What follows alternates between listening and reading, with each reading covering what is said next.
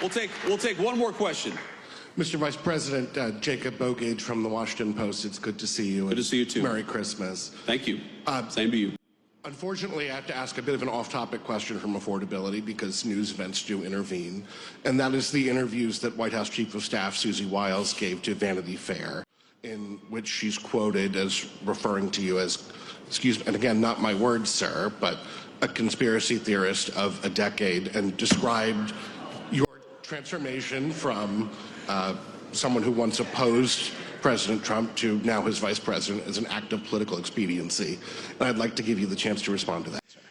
Well, first of all, if Susie, I'll trust what you said. I haven't looked at the article. I of course have heard about it.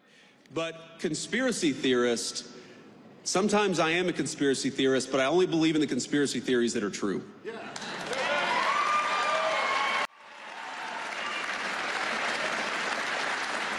And by the way, Susie and I have joked in private and in public about that for a long time. For example, I believed in the crazy conspiracy theory back in 2020 that it was stupid to mask 3-year-olds at the height of the COVID pandemic, that we should actually let them develop some language skills.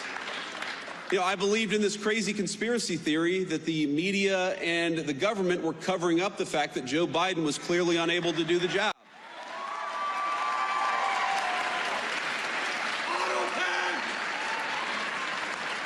And I believed in the conspiracy theory that Joe Biden was trying to throw his political opponents in jail rather than win an argument against his political opponents. So,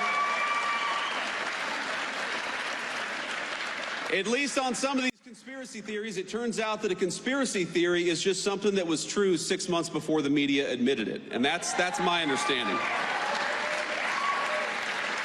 Now, look, I do want to say something about Susie, though, because, again, having not read this article, Susie is a person I've come to know very, very well.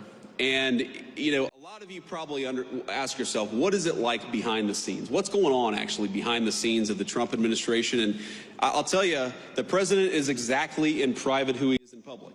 Like, I'll tell you a little story. Maybe a week or so ago, I walk into the Oval Office and Marco and I are sitting there talking with the president about something. He says, stop. And he looks at our shoes and says, you guys have terrible shoes. So he goes and gets a shoe catalog. And remember, this is the Christmas season, so the president's got some holiday cheer. He goes and gets a shoe catalog and gets his favorite shoes and orders like 4 pairs of shoes for me and 4 pairs of shoes for Marco, because he's like, you know, we need our vice president or secretary of state to look their very best. And, you know, then we went back to talking about whatever major, international issue we were talking about. Again, he is exactly in private who he is in public. That's not true of most people in Washington, D.C. It's not. And I've seen so many people who will say one thing to the president's face, Democrats and Republicans, and then will do the exact opposite behind the scenes. You know why I really, you know what they are, and you know why I really love Susie Wiles? Because Susie is who she is in the president's presence. She's the same exact person when the president isn't around. I've never seen Susie Wiles say something to the president and then go and counteract him or subvert his will behind the scenes. And that's what you want in a staffer. Because as much as I love Susie, the American people didn't elect any staffer. They elected the President of the United States. And what you want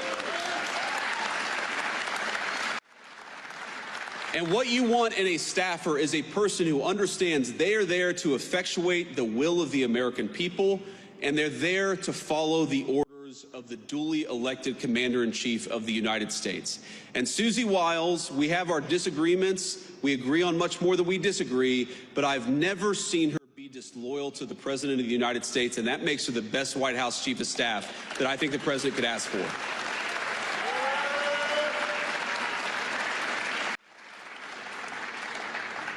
And the last thing I'll say is, if any of us have learned a lesson from that Vanity Fair article, I hope that the lesson is we should be giving fewer interviews to mainstream media outlets. So with that lesson internalized, I'm going to stop taking questions and just leave you with one final note. And again, it's just a note of gratitude. This is the coolest job I've ever had. Agree with us or disagree with with us. I'm sure that every single person in this room made something happen to get me to this job. You went out there and voted. Maybe you persuaded one of your relatives to vote, maybe even volunteered or knocked on doors or made phone calls for us. I will never forget that my job every single day is to make it so that you guys can have a safe and prosperous life in this country that all of us love.